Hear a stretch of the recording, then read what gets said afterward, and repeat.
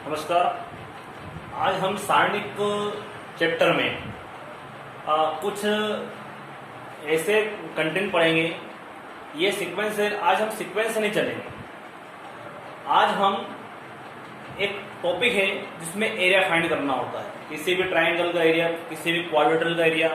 यहाँ लीनियर हमें किसी 3 बिंदु दे रखे होते हैं, उनको हमें संरेख सिद्ध करना है, या फिर हमें 3 बिंदु दे रखे हैं और हमें एक बोला गया है कि संरेख है और हमें के की वैल्यू फाइंड करना है। तो ऐसे सवालों को हमें सारणिक की सहायता से हल करना, ये भी एग्जाम में पूछ जाता है।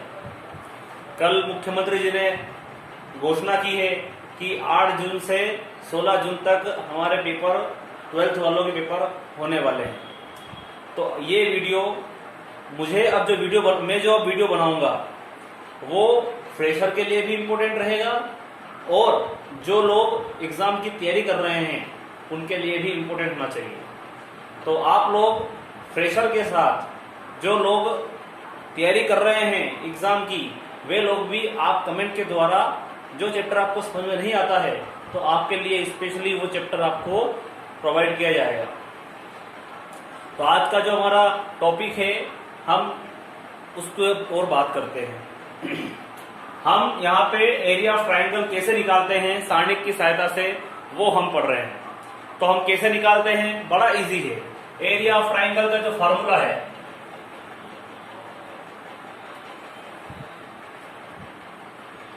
वो है 1/2 x1 y1 x2 y2 1 1 1। हम क्या करेंगे, इस फॉर्मूले में वैल्यू रखेंगे, इस सारणिक को एक्सपांड करेंगे और जो वैल्यू आएगी वो हमारी वैल्यू होगी एरिया ऑफ ट्राइंगल की। मैं यहाँ पे इस टॉपिक को कराने के लिए केवल 2 क्वेश्चंस लाया हूँ। इन 2 क्वेश्चन की हेल्प से आप सारे क्वेश्चन कर सकते हैं और एक आध क्वेश्चन और बताऊंगा मैं आपको, जिससे आपको प्रूफ करने वाले सवाल भी आपके आसानी से हो जाएंगे। तो हम पहले बात करते हैं हम पहले सवाल की। जो पहला सवाल है एरिया ऑफ ट्राइंगल निकालने वाला, तो उसमें आप देखिए पहले हम ऐसा करते हैं, ट्राइंगल मान लेते हैं।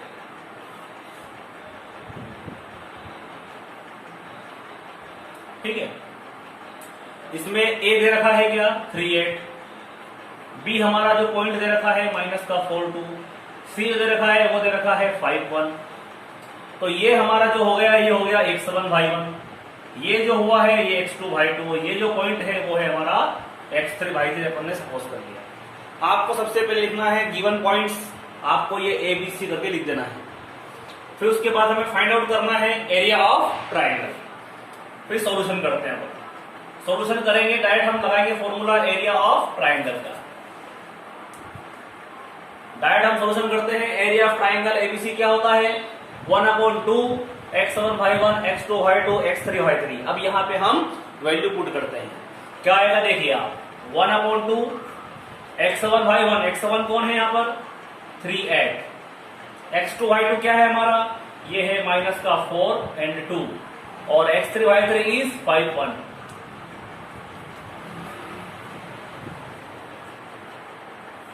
हम इसको एक्सपांड करते हैं रो के रिस्पेक्ट में। तो कैसे होगा, हम 3 लिखेंगे, ये पंक्ति और ये कॉलम को हटा दीजिए। इसका जो माइनर है, जो उपसारणिक है, वो है हमारा 2 1 1 1। क्लियर। अब बीच में आता है सिंबल माइनस का, फिर क्या है अगला 8, और उसके बाद में इसका जो माइनर है वो क्या है, पंक्ति हटा दीजिए, कॉलम हटा दीजिए, तो क्या आ जाएगा, ये -4 है 5 and 1 and 1। फिर आता है हमारा प्लस का साइन, प्लस के बाद 1 लिखेंगे और ये रो एंड कॉलम हटाइए, क्या बचेगा -4 2 and 5 1, और हम ब्रैकेट को बंद कर देते हैं। 1/2 2 एकम 2, बीच में आता है -1 का गुणा 1 में करेंगे तो 1 आएगा। यहां पे लगाएंगे हम माइनस का 1, 4 एकम 4, -5 एकम हो जाएगा 5, फिर प्लस 4 का मल्टीप्लाई 1 में करेंगे -4, बीच में आता है माइनस, 5 गुना हो जाएगा हमारा 10। हम बड़ा ब्रैकेट बंद कर देते हैं। 1/2 2 में से 1 गया तो आएगा 1, तो 3 एकम हो जाएगा, ये हमारा 3 हो जाएगा। -8 है, -9 आए, 9 8 72, -70 यहाँ पे 72 होगा, माइनस माइनस प्लस हो जाएगा,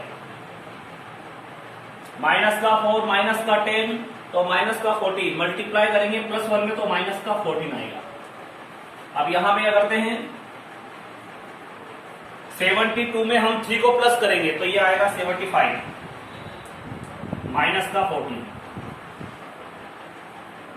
अब यहां पे इसको माइनस करेंगे तो हमारा आएगा 61 अपॉन में, या फिर इसको लिख सकते हैं अपन, इसका डिवाइड करेंगे तो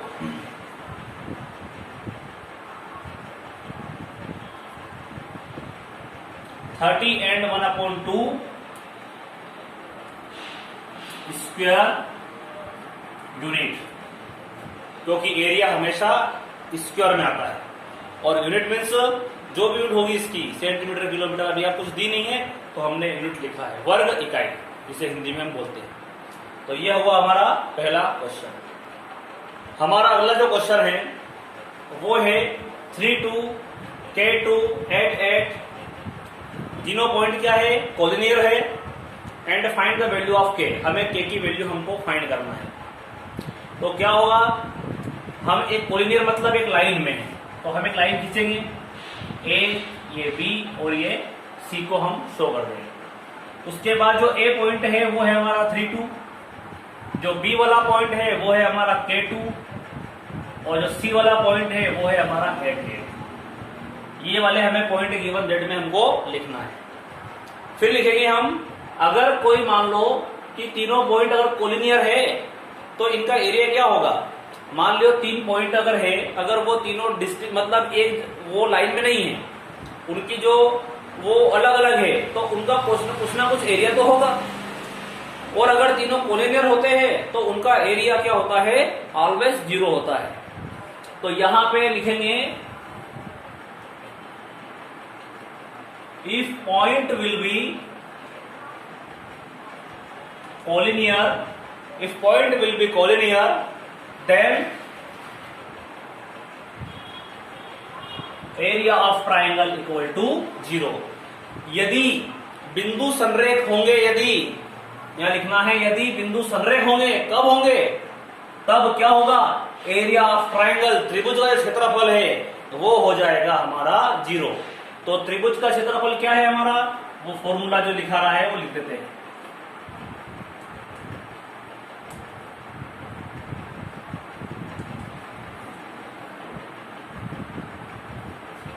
अब क्या करेंगे, वैल्यू पुट करते हैं। x1 y1 क्या है हमारा, 32 K2 8 1 1 1 equal to 0।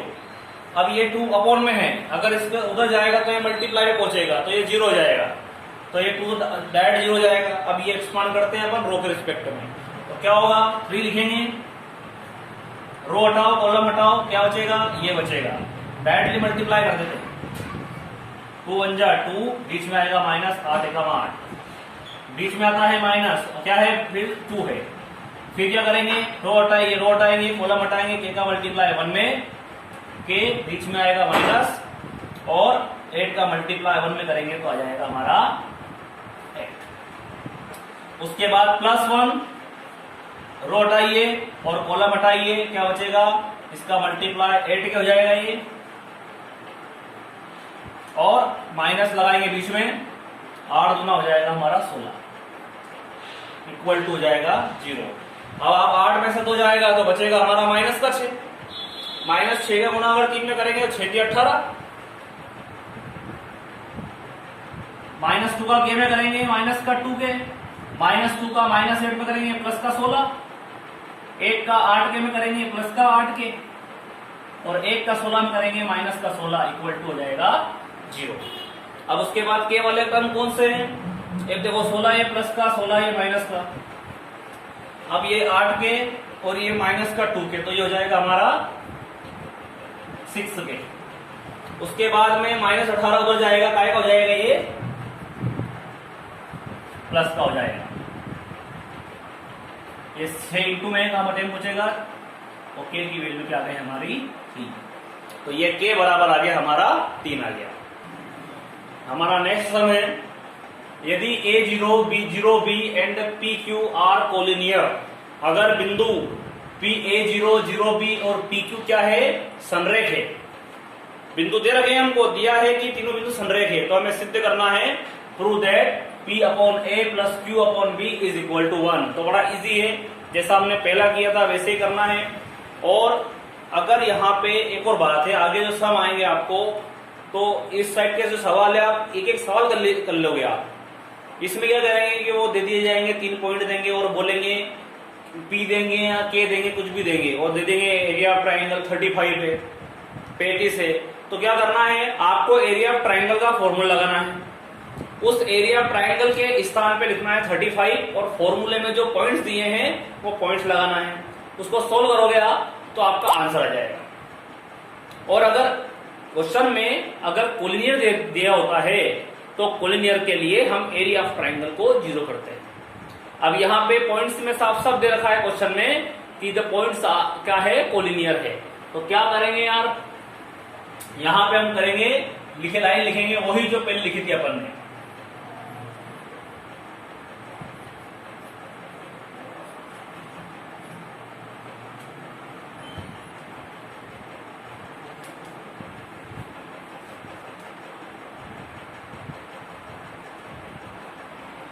If points will be collinear, then area of triangle equal to 0. Formula,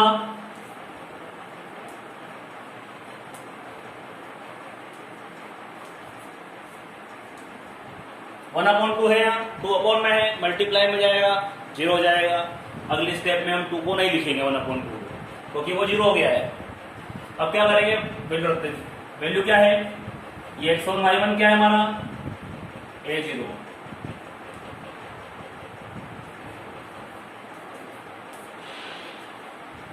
इसको एक्सपांड कीजिए, A। क्या करेंगे, पंक्ति हटा दो, कॉलम हटा दो, क्या बचेगा, B का 1 में, Q का 1 में, ऐसे मल्टीप्लाई करते हैं। मैं एक स्टेप ऐड कर रहा हूं। क्या करेंगे, पंक्ति हटाएंगे, कॉलम हटाएंगे, इसका जो माइनर है, जो उपसारणिक है वो ये है, इसका एक्सपांड कैसे करते हैं, इसका मल्टीप्लाई इसमें, इसका मल्टीप्लाई इसमें, तो ये हो गया। एज इट इज माइनस लगाएंगे और फिर 0 है तो पूरा एलिमेंट ही 0 हो जाएगा, कोई मतलब ही करने का, क्योंकि 0 का मल्टीप्लाई माइनर में करेंगे तो वो 0 यहाँ है। अब क्या करेंगे, प्लस लगाएंगे 1, हटाओ कॉलम हटाओ, क्या हो जाएगा, ये ऐड करते हैं, ये हटाएंगे, ये हट गया, तो 0 का मल्टीप्लाई Q में करेंगे तो हो जाएगा 0, और P का मल्टीप्लाई B में करेंगे तो आएगा PB इज इक्वल टू 0। अब मल्टीप्लाई कीजिए, A का मल्टीप्लाई B में AB, AQ और माइनस का PB इक्वल टू 0। अब क्या होगा, यहाँ पे जो AB है उसको ये रख दीजिए, ये दोनों कहां जाएंगे, उधर जाएंगे, तो PB माइनस का है उधर जाएगा तो प्लस का हो जाएगा, AQ भी उधर जाएगा, काय का हो जाएगा, ये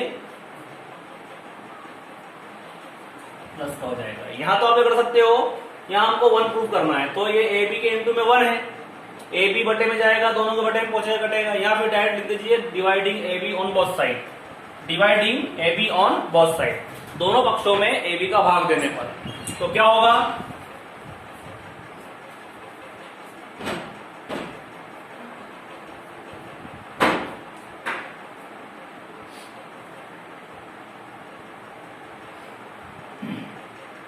ये यहाँ पे A से ये कट जाएगा, ये AB से पूरा AB कट जाएगा, यहाँ बचेगा 1, ये बचेगा यहाँ पे P अपॉन A, यह बचेगा। और अगर हम इसको इधर लिखेंगे उसको उधर लिखेंगे तो हमारा जो आंसर है वो आ जाएगा।